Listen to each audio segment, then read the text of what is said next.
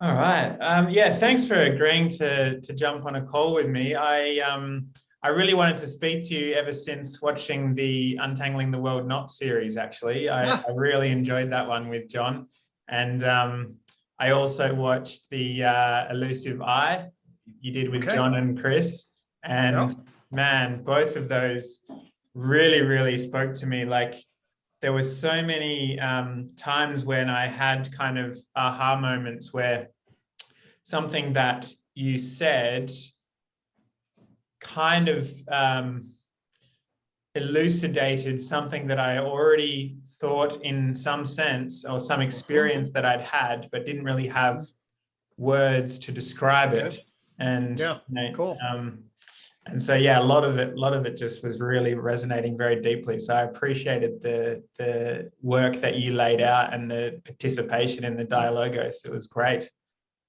Yeah, I've really enjoyed those projects. In fact, John and I are starting another one, this time with cool. Zach Stein. So we're in the process of doing one on transformation and meta psychology. Wow. So we've obviously enjoyed it, and I'm happy that we're able to continue, and I'm feel proud and cool. I think it's cool that we're engaged in this kind of academic enterprise, and it does seem that people, a pretty significant subset of people are actually finding them meaningful and enjoyable. So it's a wonderful thing. I'm deeply grateful for John's insight in initiating this, and I'm glad to be a partner with him on this journey. Yeah, very cool. Well, I can't wait for that one with Zach then. That sounds good as well. Yeah, excellent. One thing that you mentioned during that series that really sparked my curiosity in particular was you mentioned this phrase, wisdom energy. And I was really interested in that, what you meant by that, and what was your kind of personal experience of wisdom energy? Yeah. Basically, this happens in October of this past year. It sort of, in the sense that I stumbled across a particular arrangement. I guess it's useful to give a little bit of background, and then I'll offer that. So the unified theory of knowledge basically is a path of logos, meaning it's organized around logic and analysis, but it tries to organize around logic and analysis to be in right relation to the world, so that it's a knowledge system that tries to orient you towards wisdom. And indeed, the structure, there's the tree of knowledge, and that's like your map of science. Then there's a thing called the coin. Actually, I just released a little video on my where I take John through the coin, the meaning of the coin. There's a thing called the I-quad coin. The I-quad coin symbolizes the specific, unique individual. Okay, so it's a placeholder for your subjective, particular perspective on the world as a unique, subjective agent person. And then the garden, that thing behind me, is a collective weave of a scientific, humanistic model for the sacred, for the good, for wisdom. Okay? So basically, if you think about philosophy is like, oh, well, philosophy of truth, okay? Philosophy of a subjective knowledge. How do we know things subjectively? What's objective truth? What's subjective? And then what's intersubjective ethical wisdom? And the tree is about sort of our objective scientific knowledge. The coin is about our subjective, unique perspective in the world. And the garden is about our intersubjective ethic, okay? So there's a placement that emerges between the tree, the coin, and the garden in the structure, okay, in the logical structure. And it actually was triggered. I have these episodes where sort of I'm triggered by insight, and then there's a cascade. Maybe I've had 5 of these in my life, and there's a cascade then of insights that are afforded in relationship to that alignment. And I had one of those in September, October. I can't remember the exact time. It's an interesting, I do know the time because I was actually talking about the birthday of the I-quad path. The I-quad coin is sort of this thing called the I-quad path, comes off the garden. And I can give you more specifics, but anyway, it was in my house, there's a thing, proof day is October 27th, 2017. And this was another time which I was engaged in an intense, in this case, more analytic analysis of a particular structure that I was building. And I finished it on October 27, 2017. And I'm happy to say I then went out and kicked the shit out of my son in tennis. And that very, very rarely happened, but I was all somewhat manic and I was in a flow, and my body manifested it on the tennis court in a brilliant way. And so I only beat him 1 out of every 3 times. And that was the time I kicked his ass the most. And so it's fun that way. So anyway, that's, so it was in October, and I was on my listserv. I have Theory of Knowledge listserv. And I was just describing it. And I was just, oh, here's the proof day. And this ultimately gives rise to the coin. And then I listened to Eric Weinstein talk to Roger Penrose on the Portal podcast. So Eric Weinstein, I don't know if you're, intellectual deep physicist guy. Yeah. And he was talking to Roger Penrose, okay? And they were talking about the Riemann sphere. Now, the Riemann sphere as a particular tool, conceptual mathematical tool that's utilized and keeps showing up. They were like, hey, this keeps showing up in quantum mechanics and general relativity, okay? And I actually didn't know, I'd heard of the Riemann sphere and encountered it. Well, the iQuad coin, actually, its representation is the complex unit circle, which basically is imaginary and real dimension. So there's an imaginary dimension, there's a real dimension, it's a circle. iQuad is I, the square root of -1 to the 4th, okay? And actually a Riemann sphere is those 2 dimensions plus a 0 and infinity dimension that then affords a particular way to position observation in relation, observer-observed relations, okay? So that's the logo setup, is that I was explaining to my kind of just narrating, hey, here's the coin. I then intersected that with this Riemann sphere thing, okay? And the Riemann sphere afforded me another perspective that allowed me to align up the tree through like, oh, well, if Roger Penrose and Eric Weinstein as physicists are saying, hey, you can pull, and then actually the coin holds a particular relation. And I could then see what they were doing in terms of aligning that space. So it's like, oh, those are their coins and their coins are connected to the Riemann sphere. And basically they're going down an infinite level of complexification, okay? And then seeing the energy, okay, coming off of Big Bang and at the foundation of material, all right? And then what I then saw in relationship to that was the alignment of the coin with energy in the physics sense, okay, which is the capacity to do work, and then the alignment of the coin toward the ultimate good, okay, which is, and what that then afforded, that alignment, essentially was wisdom oriented, grounded in energy, okay? And essentially the message was I could take the least amount of energy and metabolize it in the most amount of wisdom, okay? That's essentially, and then when I hit that, my system basically metabolized that all the way down and up, okay? So I actually had a trans justificatory and a base experience of that feeling, okay? In other words, it went into my cells. I would go for walks when I was in this mode. I was in the kind of a hypomanic, transcendent mode. One of the things that was very interesting about it, which is different for me, is usually I get the energy through the justificatory logos, okay? But this dropped off and I was basically in touch with a wisdom orientation and just being with energy and feeling that, and literally in the physical energy sense, and feeling the system metabolize that relation. And I saw it very clearly as wisdom energy. My system was metabolizing wisdom. So I got on my text and I was texting John. I was like, John, I'm into something. I've aligned this and this is, and what the hell is this? And blah, blah, blah. And then I said, I merged wisdom and energy into a singular being. Okay. That's what he was like, wow, that's weird, blah, blah, blah. And then and he was texting back and he's like, actually, I think that's, that's Tai Chi, that's philosophy. That's like all of these big concepts. And I Googled it, and there's a Buddhist book called Wisdom Energy, The Path to Enlightenment and things like that. And so other people had certainly obviously put those two together.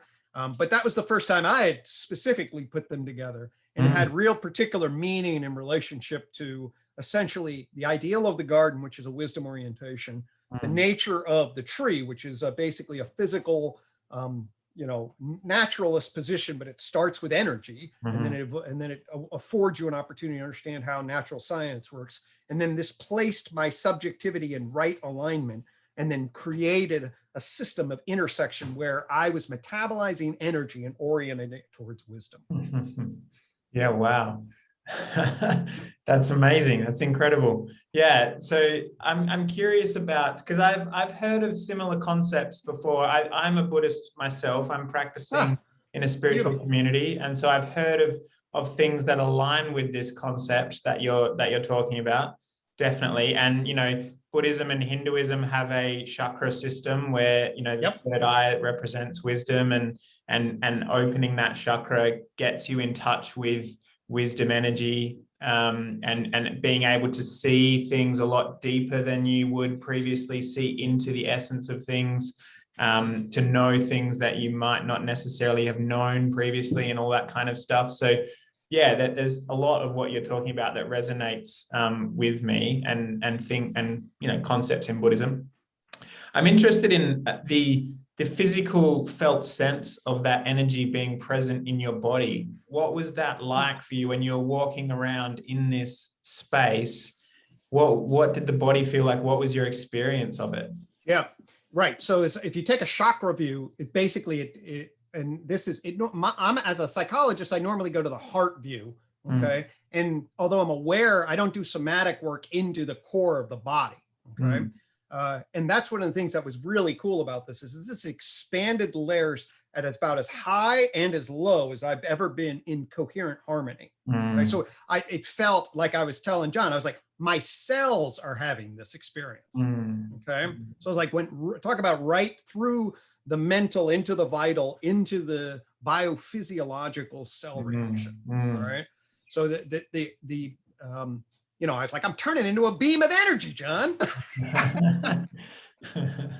So it's hard to kind of describe other than the illumination. I like I'm walking my dog Benji, and it's just like I'm in the midst of this kind of like, the sun's coming out and the sky is so blue and the clouds are so white and the trees are so green, and I'm just, and I'm not even, and when I'm excited now and I'm talking, but that's normally my mode. In this mode, I actually dropped my justificatory narrative. I was in such a trans justificatory narrative, because I'm a psychological mindfulness guy, which means although I certainly want us to transcend the ego narration for logic and my commitment to science and all of that is still a line that I hold in a particular way, like most traditions.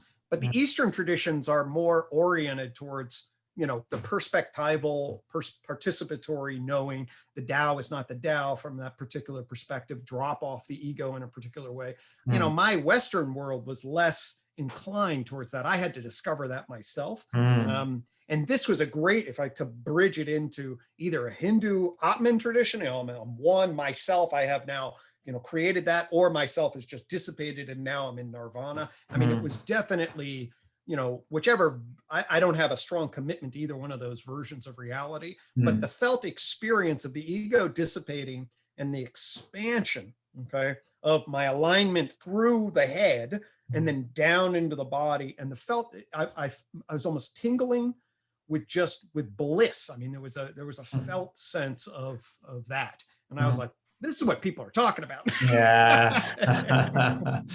Yeah. And how long did that last for you? How long was that sense with you? I was definitely in that mode for maybe 3 weeks on and off.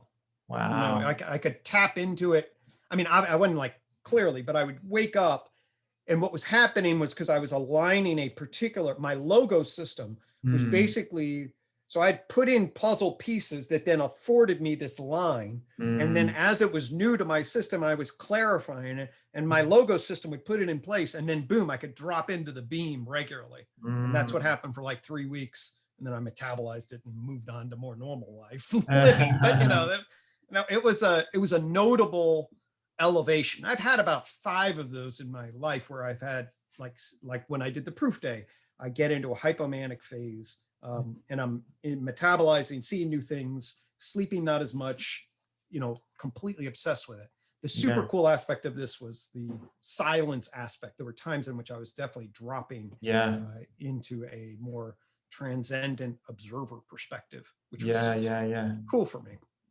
Yeah, it's interesting to me that you said you had 5 of these experiences throughout your life. Were the other 4 similar in magnitude? What were the other 4 like? Yeah, they're pretty similar. I mean, the first serious one that I have is the actual tree of knowledge. So in 1997, I was stoned one night in the summer of 1997. I had been working on this thing called justification systems theory. This affords a much clearer lens than has been afforded before about what happens to our hominid primate selves, 200,000 years ago to bring us to cultured person selves in the present day. And it's basically it's language, yes, but the structure and function of language really is justification from this vantage point. And that actually then explains what the ego is. The ego grows off the self as a justifying narrating system that then is embedded in perspectival participatory, but actually has its own propositional I need to be justified sense of being in the world. That is essentially the interpretive tool for socialization and then identity. And most people just sort of get stuck and wrapped in there. But anyway, that's the problem of the ego. But I was figuring that out from an evolutionary logos perspective. It's like, actually the language is a highway into other people's mind. You start claiming propositions that other people have access to and they can question you. Now we have a problem of justification, okay? And then the ego basically is nature's solution to the problem of justification. So I was keen in on that, and my life was changing as I saw that. That was 1996.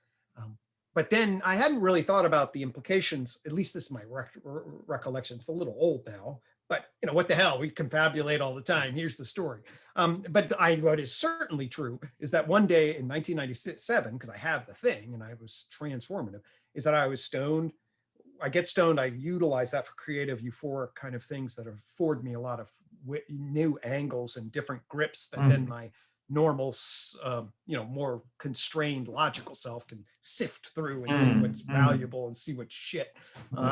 And anyway, this was the single most valuable thing that I ever produced in this, which is basically a drawing that is the 4 cones anchored to a core. So it's and they're labeled matter, life, mind, and culture. And seeing that was completely transformational. I mean, it's a classic example of like something you've known all along, okay, but didn't know that you knew it. And then as soon as you know it, it's like, oh my God, my life is different. And so I had. And then I've thought about that. I woke up on that and I was like, this map that I just created is a completely different lens, and for a long time, and it was a really weird thing to have that fall out of you and then be like, oh my God. And at first, ironically, I actually hid it. I hid it from other people because I was like, I thought that if they could see it, it was so real to me. And then I realized I couldn't give it away.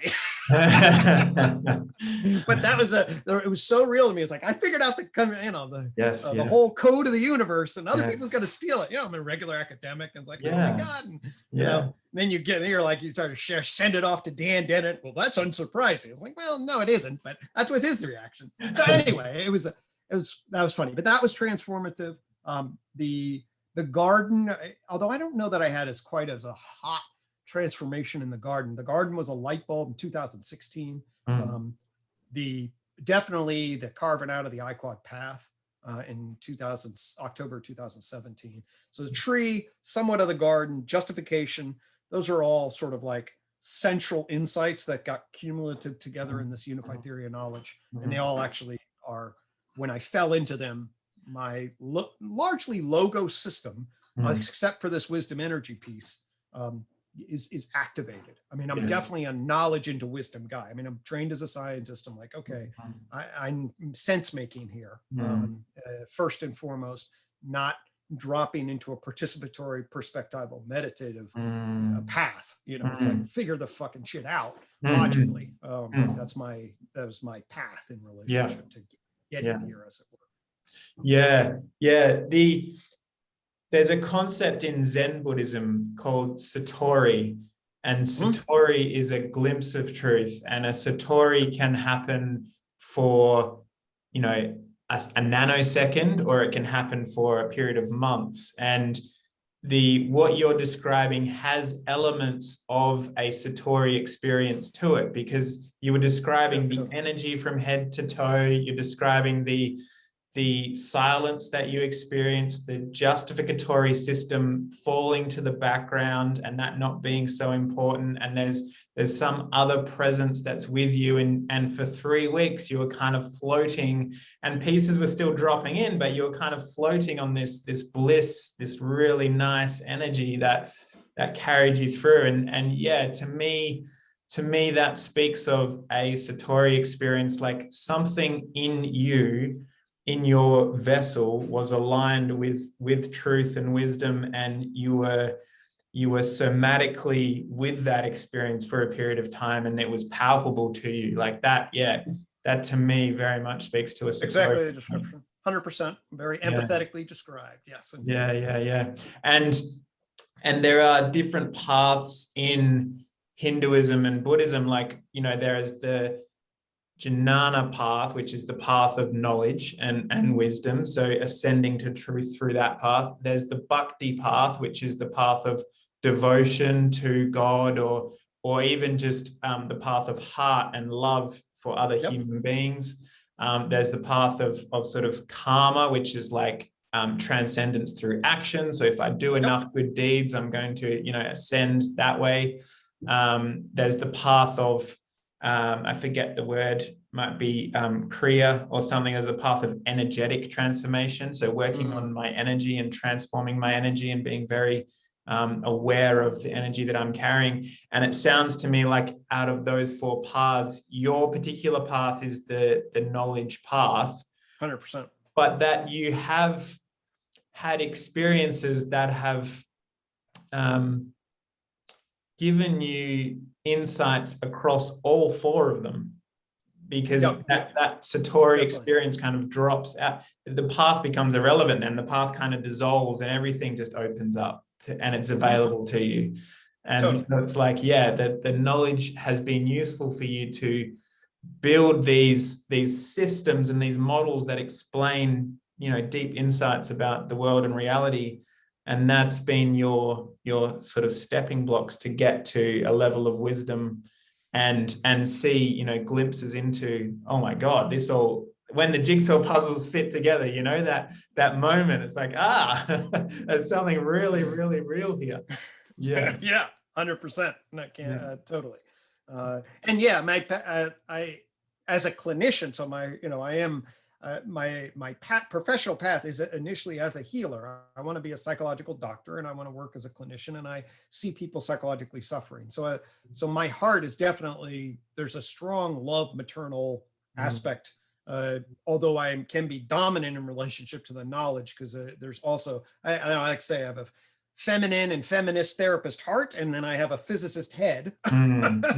Sort of like, and I want those things in harmony, and it's not always easy to get those things in harmony, as many different domains will say. But yes, then I basically found myself backing into a particular, wanting to do good heart work and doctor work from a therapist perspective, but needing knowledge to feel grounded and justified to the academic critics in my head. I get raised in a normal academic, skeptical, Western propositional, how the fuck do you know that? And you prove it to me kind of, defend your dissertation, kind of dynamic. And that's what I'm socialized in. So I got that interject. My dad's a professor. My mom's a adjunct faculty with her doctorate. So I grow up in a pretty heavily Western educational, academic critical thought world. And so those are, for better and for worse, but mostly for better, those are things that I carry with me as part of my Yeah, beautiful. I really like the way you described that.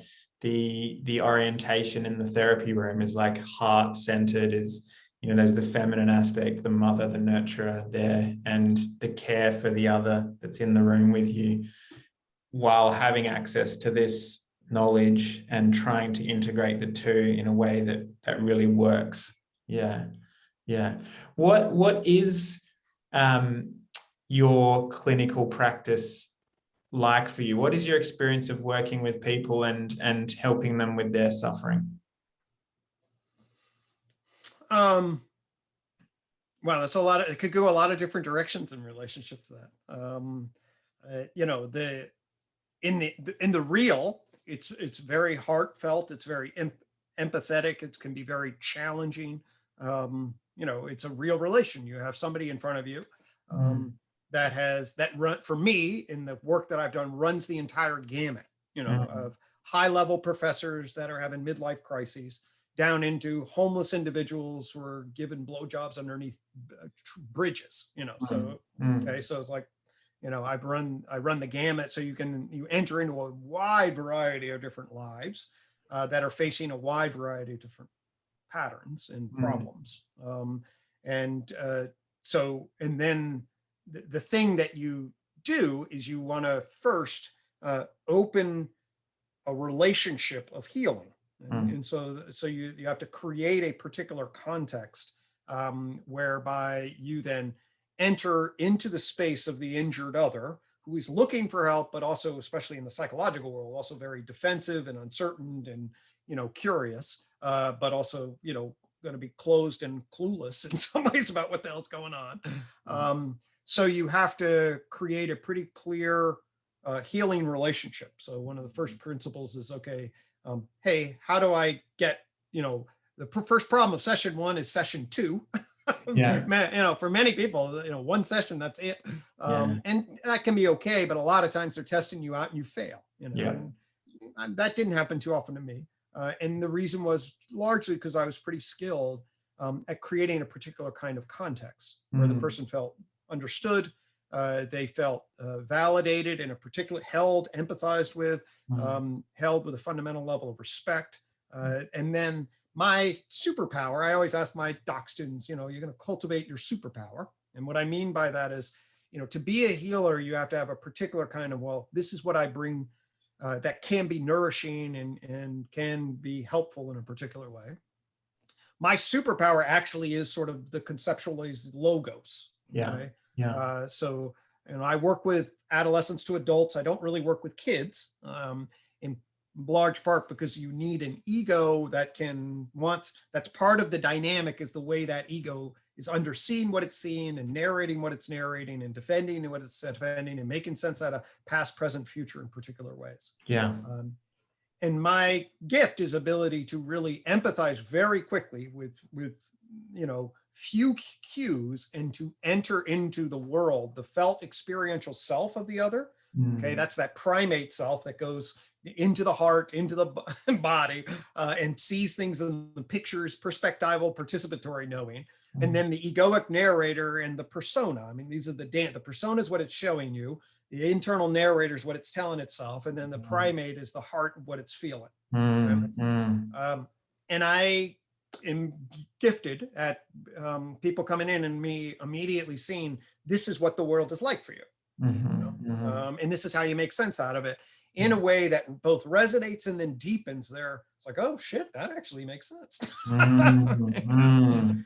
You know, and then when somebody sees you as somebody who can empathize and clarify and care, well, then all of a sudden you're like, then that's like, hey, that's somebody who can probably help me with my psychological problems. Yeah, yeah, So, totally. so that's the first context that you want to do to instill hope, the belief, create a relationship of trust, and then the issue is building insight in the person. So they go right now they're kind of clueless. They think they know what they know. They're unclear. Then they have to sort of hone in and gain some insight, but they're scared about whatever, say, negative feelings they have to metabolize, whatever their shadow is. Mhm, They don't understand what skills they're missing. Then you create awareness and relational hope that this is possible, motivation, you gain insight, and then you start trying shit, trying to yeah. relate to stuff you don't know how to relate to, etc., and try to cultivate what's called a corrective emotional experience, Mm, especially for the sort of a stereotypical thing. Usually there's wounds and beliefs and relational dynamics that people are hung up on. I've been hung up on some of these. yeah. We all relate to them. And then you create a kind of a crucible to bring that onto the stage in a particular way, Mm, and then hold it in a different way. So the normal is you get overloaded, you hate that it sucks, and then you try to block it, and then you don't know how to relate to it. It overwhelms, it short circuits your thinking. You just, so it's just like, God damn it, I have this goddamn thing inside of me. Okay. mm, So the therapeutic corrective emotional experience is when you bring that to bear, and the therapist is able to mirror at a primate level, you hold it in a particular way, you are able to be curious and more accepting about it, and then you cultivate a different meaning about what. So instead of like, why is this thing in me and why does it have to do this? It's like, well, what is it for? Maybe, it's like, oh, that'd be a different way of thinking about it. Maybe this is telling you something important about yourself. A classic, I did this like with a woman who was raped, and she couldn't tolerate the whole image, and she hated and just the entire pain of it all. And she's like, why can't I just let this go? And I didn't really even think about it. It's like, well, it's telling you you're valuable, because that's really what it is. It's like you were really valuable and this was stolen from you and you were degraded, and your heart doesn't want to let you forget that. Yeah. Well, when she dawned on her that the pain was a signal of her valuing herself rather than just, I can't just get rid of this, compartmentalize and get it over. Something clicked, and that happened a moment. And we had a nice little corrective emotional experience where she was like, wait a minute, you're saying that? I'm saying, yeah, the pain of your heart tells you that you care about yourself. And that's why we're going to hold that. It's like, what? I was like, yeah, that's actually what it means. So that was that's a narrative total reframe about what the pain's actually a sign of me being loved, as opposed to just a sign of the horror and the trauma and the destruction that I experienced that I have to relive over and over again. Totally different meaning. So that's an example of the kind of, at the emotional relational level in a sort of adult psychotherapy, the kind of context that you try to cultivate with folks. That's so cool. I really appreciate you laying that out. I'm a counselor here locally in Perth. So for me, that therapeutic relationship that you talked about setting up in the first session and trying to get them to session 2 and building that trust and seeing them deeply and being able to reflect back how they may be experiencing the world and what tools they have, all of that is, that resonates with me deeply. It is such a privilege to be able to sit in the room with someone and be allowed into their world and to see what they're seeing, and then to try and walk with them and give them guidance as to the path forward, because often they can't see the path forward. That's why they're in the room in the first place. And I always learn a lot from every client that I see. I learn something about myself, or I learn something about the world. And it's you talked about your superpower being the logos. I think I'm still figuring out what my superpower is in some sense, but it's because I am very intellectual and heady by nature. I'm an accountant by trade. I run an accounting business. And went to university and did all the academic stuff, and have a very a bias towards thought and understanding, and that kind of angle, as opposed to the grounded somatic bodily experience of navigating the world. So when you described having your heart available to the client, but then integrating this logos, that kind of, I went, that's kind of something similar to what I'm attempting to do, is to try and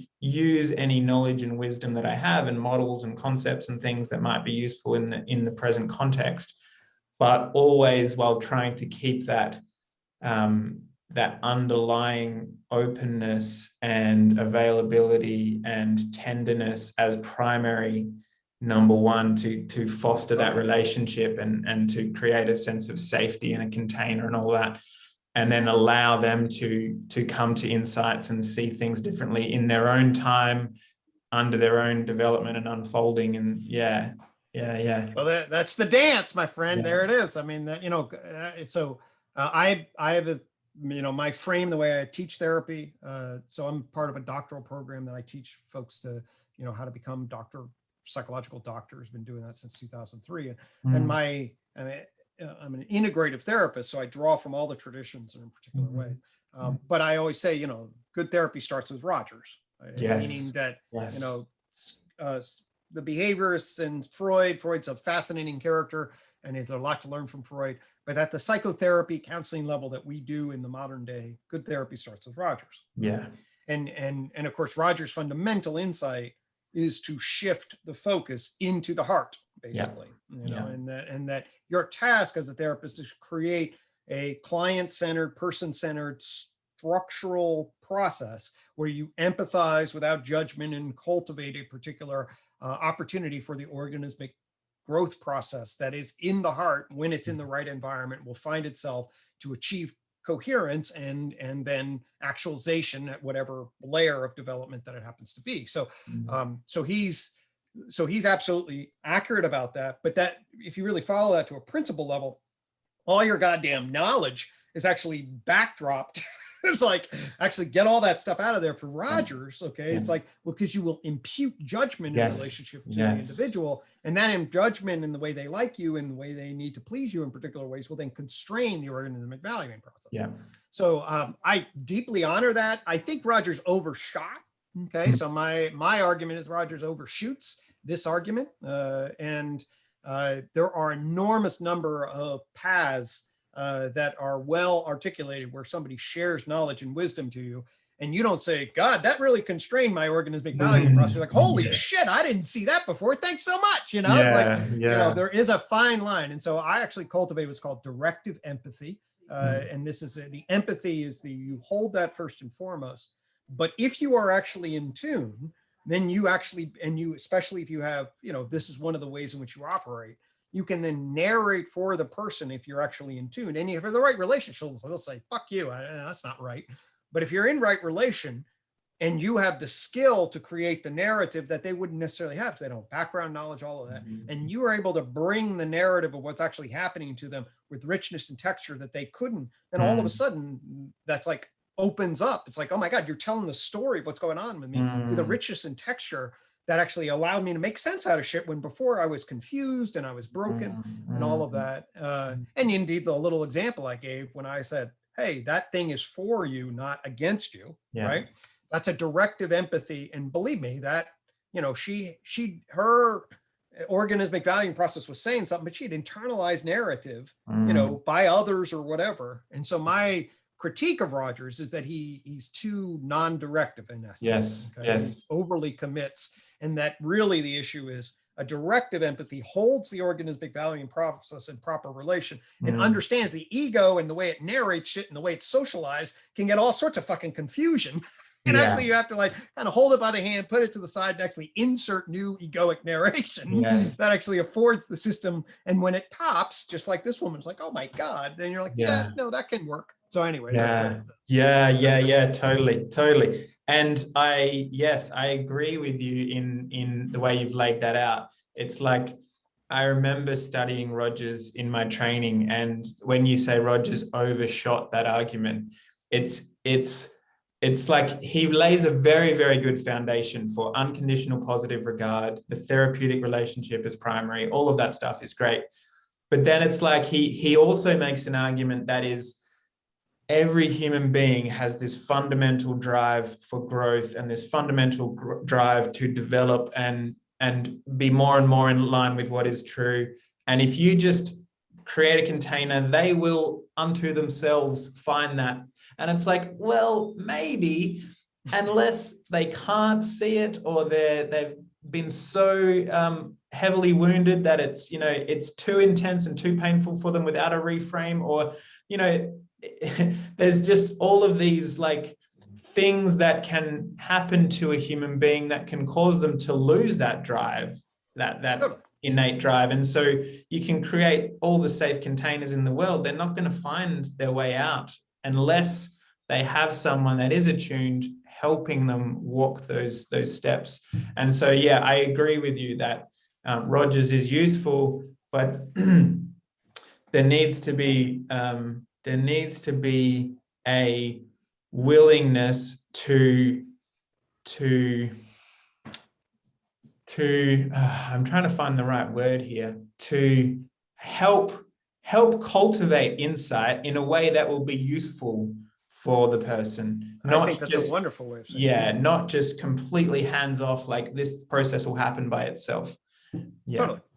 And in my opinion, he never gives any real good justification for why people wouldn't get blinded and internalize beliefs that would be confusing, and B, why in the right relation, like when the person feels known and valued and they trust you and they're checking you, why the offering of a particular interpretation couldn't be metabolized by the system when it knows it's good for it. You know, I mean, why always is that some judgment from the external world? There's no, you know, you look at every other way of being in the world, you learn from coaches, you learn from models, you adopt what this is.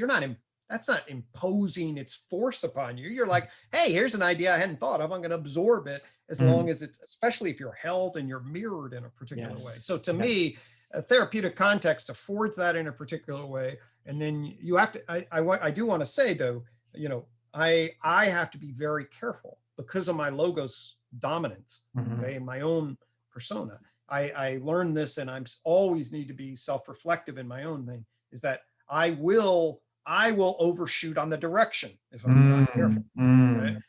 And it's always best, the system will internalize it if it generates it and metabolizes it on its own terms. Yes. Okay? So in terms of, I teach my students, I say, you know, for those of you that are like me and want to jump in there, can see things quickly and give explanations, stop. You know, don't do that early. I learned that the hard way many times, like, oh, here's your answer. It's like, it ain't gonna go anywhere. You know, so for those of us that are active this way, stop. Then the other people who just listen and validate, and it's like, okay, well, what do you think's going on? And maybe share that, you know. So it's always a dialectic dance between direction and non-direction. You do always want it to come from them if they can. There are also many ways and reasons why it's going to be hard for them, and you can you can serve as a catalyst towards the insight, just as you suggested. And that's really the gift of the therapist, is knowing when and how to do that, and to maximize the process of change towards more optimal functioning. Totally. Yeah, there's a couple of different directions that come up for me. One is going further into that because I relate to that jumping in and trying to give direction too early and too early. And it's been a learning journey for me to try and hesitate on that a little bit and try and make sure the foundation is really solid, and try and get them into session 2 and session 3 before really starting to make headway in that area. Because, you know, I have had the experience too of clients leaving after one session and just like, I feel like there's a missed opportunity, because I feel like there's some really powerful work that we could do together, and they've left. And, you know, self-reflecting on that, was it me? Is it just them? Is it circumstance? Is it something I said? Like, could I have done that better? And trying to find the optimal balance there to encourage people to continue to come back and see value in that, but also not hiding something that I can see, trying to find the right way to present it so that I'm still presenting value, but in the way that it will be metabolized. I like that word that you use, metabolized internally for their own, you know, through their own process. So that's one path. The other path is, there's something that you mentioned in one of your talks with John Vervaeke, which was Enlightenment 2.0. And I'm interested in your thoughts on that, because I mean, I'm wondering if you're talking about the Enlightenment as in, you know, the 1600s kind of coming into modernism and scientism and that kind of stuff, and then an Enlightenment 2.0 meaning beyond that, or what is it that you're referring to when you point to Enlightenment 2.0? Yeah, so the short answer is yes, that's what I'm referring to. Although it's also, this enlightenment will also, certainly if it's unfolding the vision, then I would also mean enlightenment in a Buddhist sense also. Yes. Right? So it would allude to that, and really in many ways draw the bridge, the necessary, needed, missing bridge between a scientific, naturalistic understanding of the world and a spiritual, sacred understanding of the world, and afford coherence, a wisdom energy coherence that allows us actually to see these things as effective, commensurate, whole systems as opposed to, warring, fragmented, pluralistic, potentially meaningless, nihilistic, narcissistic, etc. crises that we, at least some of us as commentators think is happening in the world relative to human potential. So Enlightenment 2.0 is more specifically anchored in the classic Enlightenment, and the argument that my version on that, the shorthand version is this, and that is, so we get the Enlightenment, you get Galileo into Newton, you get Locke and Descartes into Locke into Kant, okay, and at the scientific and philosophical ideas and knowledge level, you get the capital labor movement and the Industrial Revolution and the liberty and democratic and ideals about progress and human reason and all of that. So that then makes the Enlightenment, and the Enlightenment really is, sort of the Renaissance into Enlightenment is a birth of a modern world. And I believe that we're seeing the tail end of that world view and way of being in the world, or at least that world is sort of, it's grown. The petri dish of Earth is now grown. That thing exploded something. A lot of people got hurt on that. We, as a white man, I want to certainly acknowledge all sorts of, postmodern justice critiques that I can level. There's also postmodern philosophical critiques that can be leveled in relationship to this and all that. So that's the world that we're in. Both John and I are big believers that we're sort of seeing and needing an axial age kind of, or Bronze Age kind of revolution. The digital world affords that at a technological level. So the digital world is more important than writing, and perhaps is almost as important as language from my vantage point, in terms of what these next century opens up in terms of the unbelievable techno-social interfaces that digital affords. It's completely changing everything. But here's the basic deal from my thread and angle on this, is that from a scientific philosophical perspective, especially where I'm located in the particular system of justification that I'm located in, okay, which is an American clinical psychologist, okay? American clinical psychology sits in a particular relationship to the Enlightenment that is at the heart of what I call the Enlightenment gap, okay? So the Enlightenment, what is that? The Enlightenment gap is the failure of our scientific philosophical knowledge systems to generate a coherent synthesis. And it fails on two huge domains that are two sides of a coin. One is, what exactly is the proper relationship between matter as mapped by the physical sciences and mind, and whatever the hell we mean by that, and consciousness, etc. The matter, mind-body problem, okay, which everybody is like, oh, so there's that. And then what the hell is scientific knowledge in relationship to social knowledge, and what's the proper way to frame that relationship, okay? So the modernist versus postmodern battle and critique about the nature of epistemology, the nature of power, the nature of truth, the nature of social arrangements. That's a one way to capsulize. So the modern versus postmodernism is a symptom of the confusion of what scientific knowledge is relative to social knowledge. Okay, so you got mind, body, modern, postmodern. All right, and the absence of a synthetic philosophy that actually affords consistent, coherent, conciliant sense making across the various levels and dimensions of existence. Okay? So that's the Enlightenment gap. And basically, I don't know how to fucking make sense out of the world. Yep.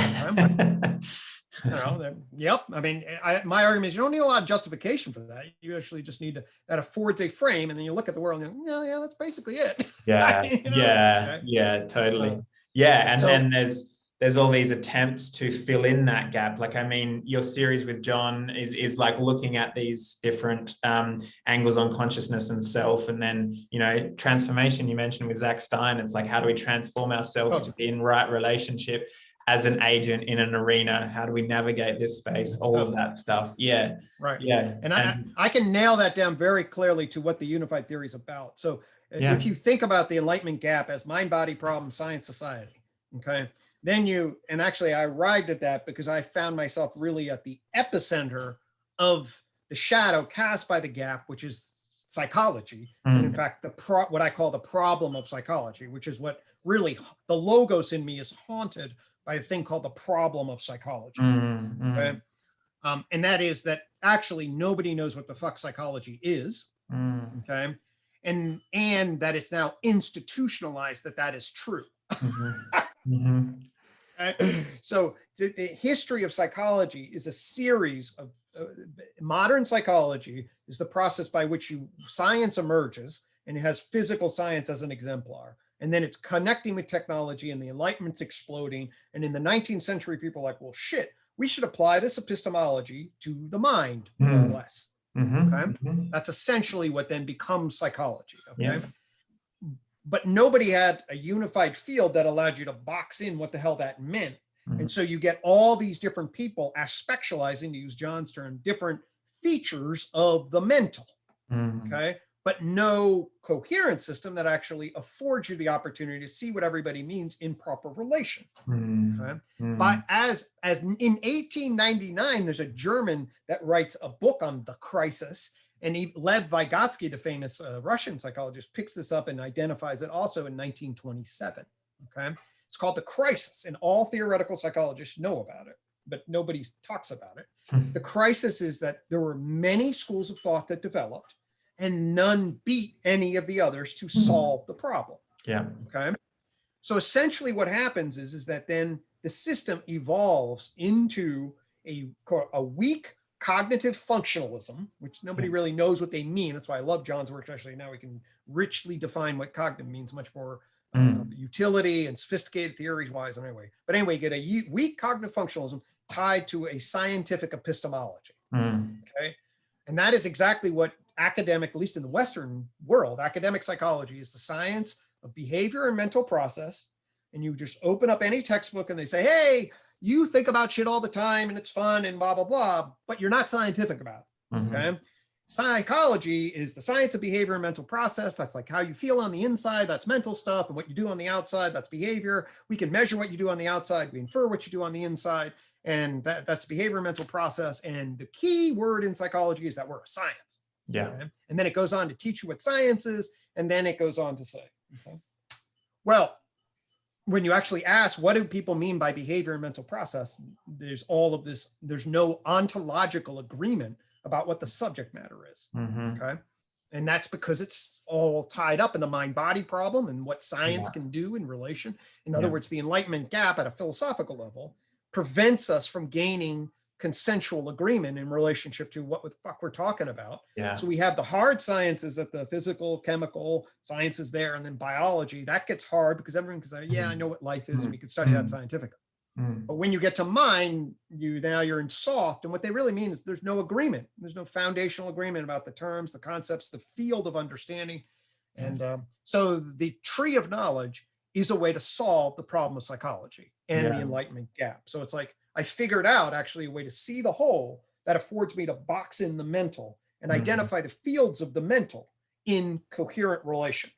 Okay, so I could then achieve consilience. And it's not as complicated as some people, it's like, oh, that's unbelievable. It's actually, you cleave the difference between living organisms and mental animals on the one hand. Okay, that's a joint point. And then you cleave the difference between primate animals and human persons on the other. Okay. And then you differentiate epistemology, your first person empiricism behind your subjective eyes, and third person behavioral. Okay. And actually, the unified theory affords us a field of understanding that allows you to carve the difference between biology at the life level and then animal psychology. And people aren't clear about that. That's the joint point of life to mind. And then what's exactly the joint point from primate to person? Well, the tree of knowledge tells you what that is too. And that tells you actually psychology there's basic animal psychology, which is one field, and that's a natural science.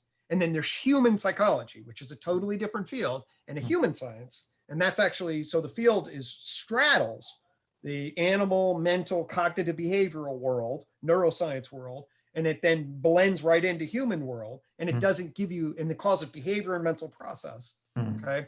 But justification, behavior, and mental process, I mean, we can try to do a podcast with my dog Benji, but he won't be as entertaining as I am. Okay.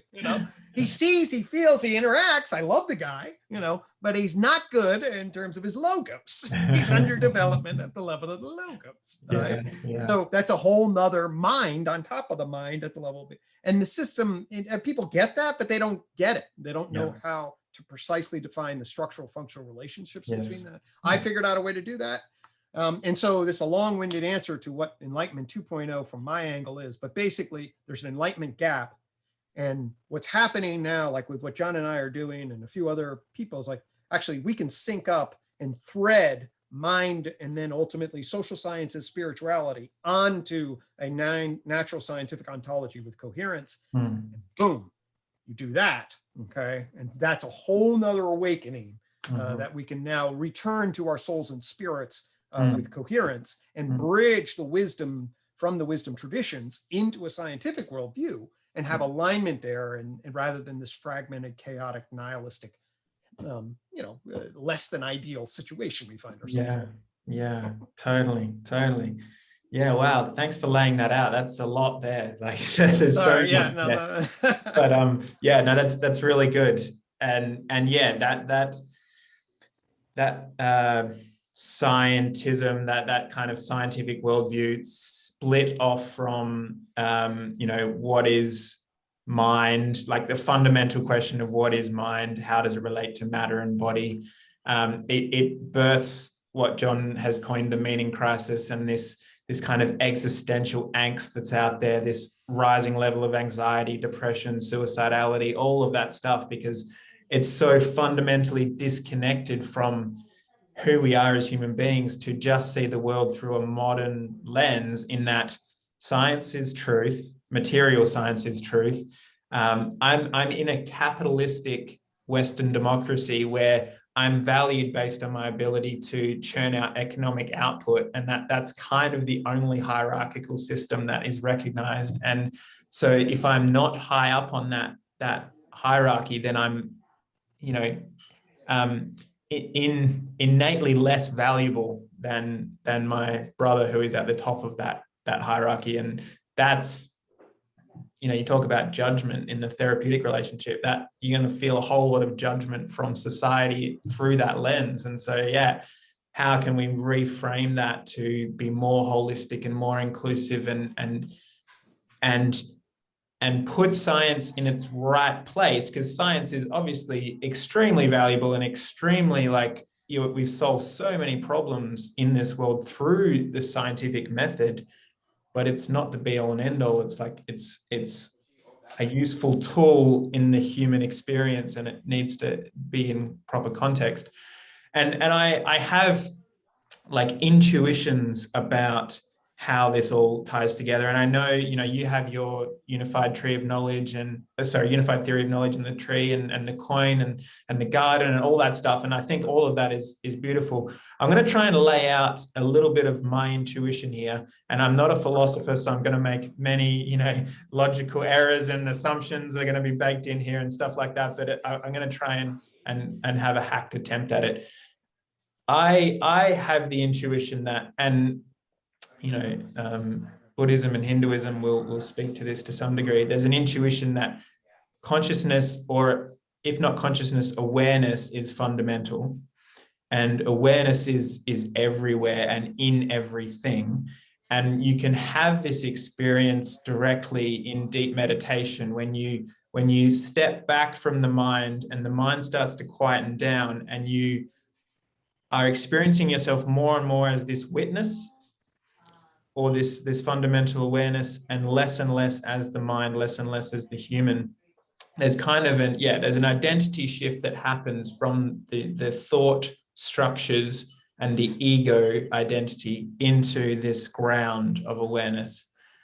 And if you take that fundamental assumption as true, and you would have to test that and validate that, but if we take that as true, then to me, what's next in the structure is like, what's I'm struggling for words here, but so if awareness is fundamental, what's secondary to that being primary is energy, because energy makes up everything. Like E equals MC squared as a formula is so powerful because energy is in everything, and mass, is everywhere. We can see and touch mass everywhere around us, right? But to me, energy permeates everything. So our body is made up of energy. Our cells are energy, the atoms, the subatomic particles.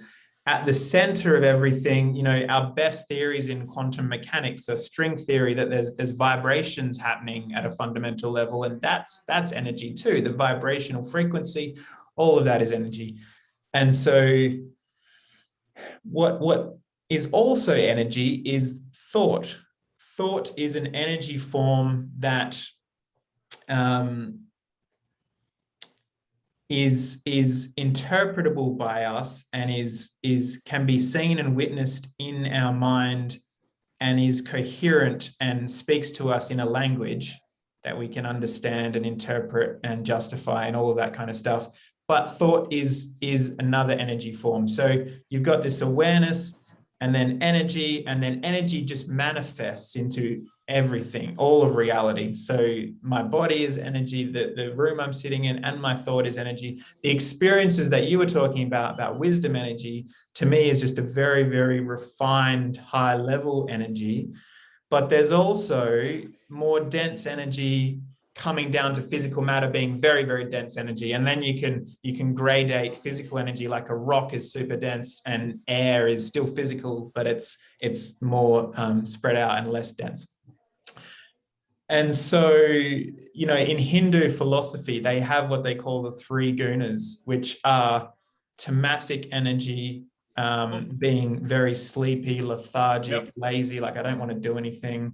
Then rajasic energy, being active, alert, anxious, that kind of stuff. And then sattvic energy, being clear, pristine, calm, like spacious, empty, all that kind of stuff. And, you know, they you know, outline those three bands of this energy really, really clearly and delineate them very well.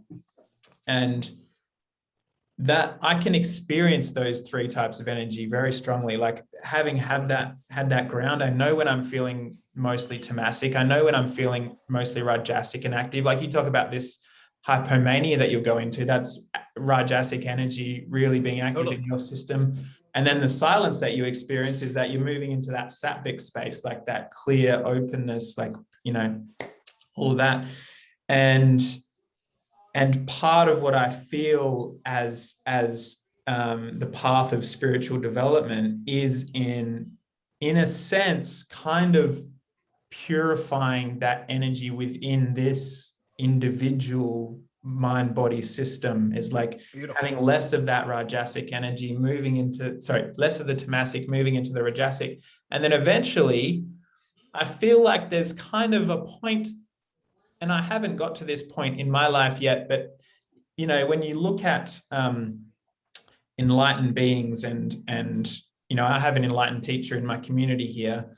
I look at his life story, and I look at Muji and Adyashanti and Gangaji and these people that are awake in you know, in that sense of the word. They've kind of got to the point where they've moved out of that rajasic and they live primarily in that sattvic. Like they live in a very peaceful place. They have peace of mind all the way through every single moment of the day. You wake them up at 3 o'clock in the morning out of deep sleep and they're at peace. They're at rest inside themselves.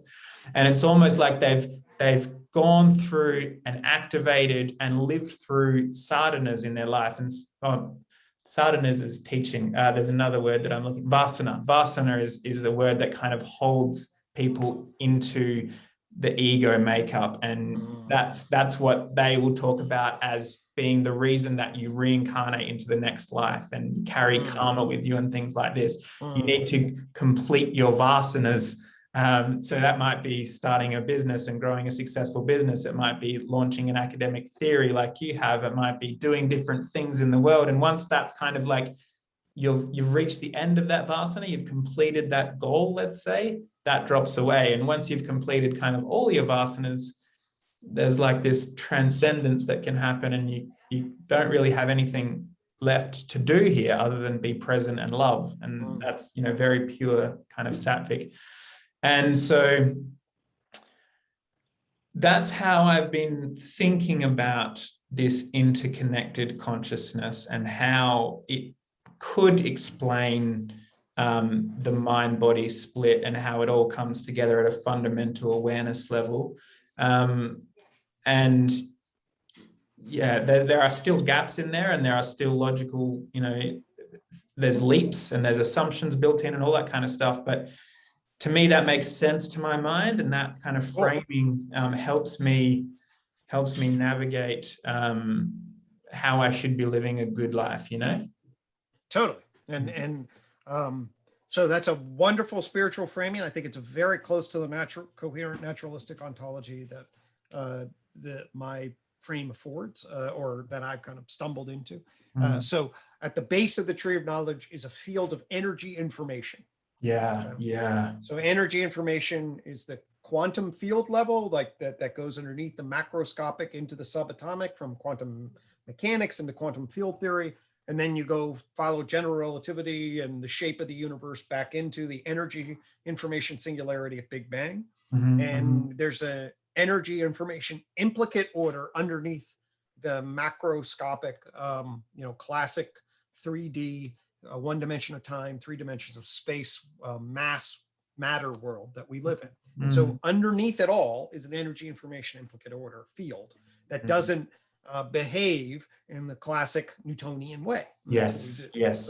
So, and that is the fundamental monistic substance of all. So that's the oneness. Yes. Now the one complication, if you go straight naturalistic ontology, is it's hard to then coherently and logos wise describe how that's awareness, okay, in terms of, at least at any level, that's like, so now you'd have to then posit like some God or cosmic consciousness that this is some line of understanding in. But that's a pure metaphysical, that's like, you use this concept then to explain, that's very complicated, weird, we don't know anything about it, to now explain this, okay? And that's not great logic from a science perspective. That's sort of like, well, but the spiritual insights that people get through this perspective afford us a perspectival and narrative that says, hey, we can have faith that maybe something like that is true. So, and to me, that's totally fine. That's like totally justified.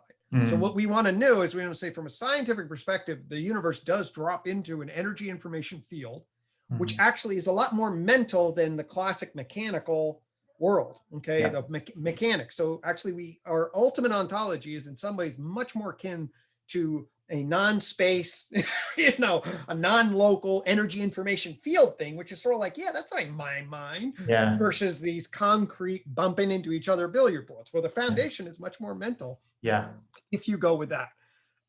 To call it awareness, for me, here's what my naturalistic orientation is, simply to interpret that is to get to this high level of complexification, okay, where all of the parts are coherently integrated and sustained and managed relative to, say, degradation, destruction, chaos, confusion, fixed stuff.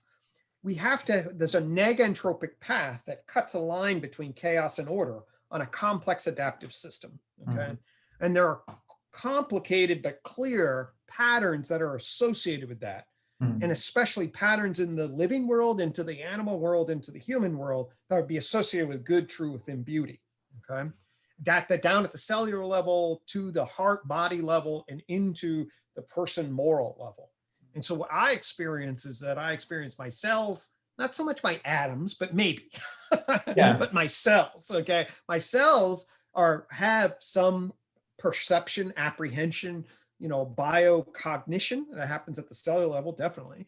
Then there's the neurocognition, and then there's the experiential into egoic justificatory, and then there's the collective intelligence.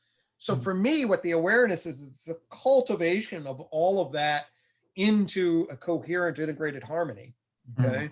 And then the felt sense of the beauty and goodness of what that is. Okay? And that, to me, is actually what science says. That's the logos of the science, okay?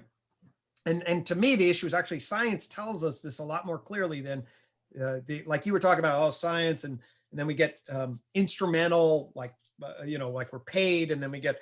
I actually discovered really that actually what our heart cares about, it does care about instrumental motives and value, but actually cares about really being known and valued Mhm. So our heart line is not just like, can I move other people in accordance with my interests, but it's like, do they know and value me? And that's why they want to do what they want. That's actually a much more core equilibrium.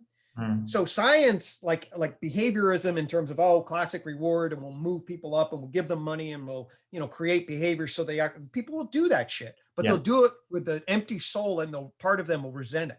Yeah. And that's actually science. Science will tell us that we actually need this. So a good science will orient us, that what the science we created was this shell of an instrumental mechanism, which Mm. actually is not scientifically what our souls are all about. We Mm. can scientifically describe our souls as cultivating the need for a core, known and valued relation. And Mm. that's what fills our hearts, just like calories, good calories fill our belly. And Yeah. science, Rogers was a scientist. Rogers knows this, and he teaches us this, very clearly. And we should recognize that the science is clear that we need healthy attachment relations. We need to be known Yes. and valued. Yes. And so the basic humanistic lovey-dovey agape shit, that's all science. Like science is like, yeah, that's exactly what we need. Yeah. And the mechanism, instrumentalism, is actually this economic system that we use to control people, and people care Yeah. about power. Yeah. So I just wanted to sneak that in there and say, hey, the science of this, I'm reading A Greater Psychology, Sri Aurobindo's work by, I can't remember the actual author of it, but Sri Aurobindo influenced Ken Wilber in integral theory, and a great Indian yogic mystic, and I'm reading them like, fuck yeah, man, this guy's got the wisdom energy thing down. I mean, you transcend the ego. You afford yourself connection either to a higher self, or if you go Buddhist route, nirvana or whatever. I mean, that's fucking wisdom energy. That's exactly what I experienced. Yeah. And I'm coming at this through the scientific naturalistic logos thing. Yes. And to me, that's enlightenment 2.0. You're like, oh my God, an authentic psychology actually aligns directly with the yogis are saying for 2000 fucking years, surprisingly enough, right? I mean, that's the thing. And we should all be like, oh my God, that's a huge fucking deal for the back half of the 21st century. I mean, that's a huge deal. And it changes everything in relationship to what we value, how we live. You see more clearly, oh my God, this consumeristic need to fill your hedonic attachments and all this other stuff is just, I mean, we're just creating that exact egoic need in a particular way, and then you get mental health crisis. And so anyway, I hope we can get the word out that actually the truth and the goodness and the beauty actually really line up and afford ourselves ways of living in brotherhood and in community and with our souls in particular ways that are so much more fulfilling than. Yeah. That's awesome. Yeah, I really appreciate you laying out that the science is in alignment with this. Like, the science will tell us that we need to be known and valued. And so that is fundamentally, at the core of Rogers, and the science is really clear on that. That's really useful to have that framing. And yeah, I think, the East and the West have both gone so far down their own paths, but they're both in search of truth, just in different ways. Like, the ancient Greeks and Socrates, Aristotle, Plato, they're in search of truth, how to live a true life, a good life, a beautiful life. But it's through the mechanism of logos and dialectic and ideas, coming together and doing battle in a sense, and the best ideas winning out and moving forward. And then the East is much more about the individual observing their reality. So the Buddha was, very big on mindfulness and laid out what mindfulness is, how to practice mindfulness meditation. Talked about the heart in the Heart Sutras, and talked about looking at one's own mind as though as a scientist would, like not taking on any beliefs, but observing your own mind through your own direct experience, and then knowing it directly through that methodology, rather than listening to a guru or an outside source and taking what they say as truth. Yeah. And so they've, the East has gone down its own path through the millennia and in search of truth, and has its wisdom traditions, but you bring the two together and it's so powerful, like you just said. If we can as a society integrate all of our collective wisdom that we have as a humanity collective, wow, like what would the next 50 to 100 years look like for us as a species? That's a huge if. And you look back at where we've been, it's like that's very unlikely to happen, that we're going to synthesize that and be able to align society with that wisdom. But maybe we're just chipping away at the surface, and maybe over time we'll move more and more in that direction. I don't know, maybe not. The other alternative to that is perhaps we all as a society, we're all, and a culture, we're at the level of consciousness that we've been at for 2,500 years or longer. And the only thing that's been changing is like the surface level technology and material and science and that kind of stuff on the surface. And fundamentally, we haven't really shifted. Like individuals grow and develop in their own lifetime, in their own lifespan, but whether that knowledge is then passed down and metabolized in the next generation and carried forward, yeah, who knows? But yeah, it's interesting to sort of theorize, I guess. Totally. I mean, this is the optimistic side of me, basically, is like, actually, we have the potential now because we actually have a logos path that is generalizable. Okay. Mm-hmm. So for example, so John in cognitive science is doing the adverbial witness function, okay, that he then separates out from the adjectival contents and properties that then pop up on the screen. Yes. And then he connects to all of his Eastern traditions and knows that all the mindfulness traditions are about cultivating that witness muscle. Yes. Okay. And that's meditative mindfulness. He's unbelievably, so I then plug in, and I'm coming through the ego here. I figured out justification into science in a particular way, and then psychological mindfulness, which is how the sage narrates to you in a particular way. Yeah. Okay. So it's through, I don't drop the narrator, but it's more the Socratic engagement and how do you cultivate curiosity and narration about what's actually happening in a particular way. And it's like, well, actually, so what you're saying is, hey, there's different parts of consciousness. One's a witnessing function, and then what it's witnessing. That's kind of your experiential system. The Eastern traditions have realized that if you can grab a hold of that in a particular way and cultivate the strength of being present with that observing function, it affords a huge amount of possibilities for psychological development. Okay. Yeah. And actually now psychotherapy coming off of science is like, well, actually we can build narrative of what's actually happening in relation and bring that to bear in a systematic and cultivating sage-like way that actually is, so you don't have to be like, oh, the Tao is not the Tao. It's actually, well, the Tao is not the Tao adjectively and adverbally, but actually there's a Tao that actually, you can have a narrated Tao that is now affording you an opportunity that has deep fundamental truths. That's what science opened up. So we can then see energy in a particular kind of way. Yeah. And then now maybe we can bridge that to psychology and the social sciences, and then cultivate, rather than, oh, that turns you into an instrumental reinforcement computer that's really just a piece of meat. No, that's not what science says at all. That's a misconstrual, at least from my vantage point as a scientist. It's a deep misconstrual. The fact that John and I can sync up this way, to me, is very exciting about, well, actually, if you sync up and you have seers that have particular language systems, and if they can be metabolized and have coherence, well, then there's a real possibility of enlightenment 2.0. So that's the optimistic side. And then the pessimistic side, we're fleas on a Titanic. It's either going to keep sailing or it's going to hit the iceberg, and we're just going to be bouncing up and down in our own little lives. Some of us might jump a little higher on the deck, but that's what we are. So I hold both of those. Oh my God, enlightenment for all, and we're fucking fleas on the Titanic. Both of those are live in my potential. So God only knows what's going to happen. I'll just try to do a sort of realistic visionary about what it is that's possible, and orient my wisdom energy in that direction. Yes. Yeah, beautiful. Yeah, cool. Well, that might be a good place to wrap up. We've kind of, we've laid a lot out, and we've ended with a doomsday scenario. Maybe that's accurate. Well, fleas on the Titanic. Yeah. But hey, it's all balanced with potential. I mean, but Sure. actually, I do like to offer that because it's sort of like, wait a minute.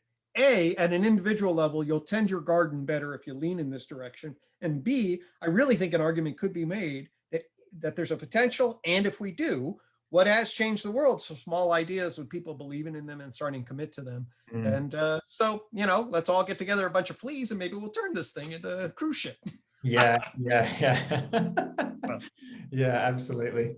No, I really like that. And it is up to each individual how much they'll turn that cruise ship, because you're the only one that can live your life. And so the decision We have to have that at that level. Yeah, exactly right. Exactly right. Brilliant.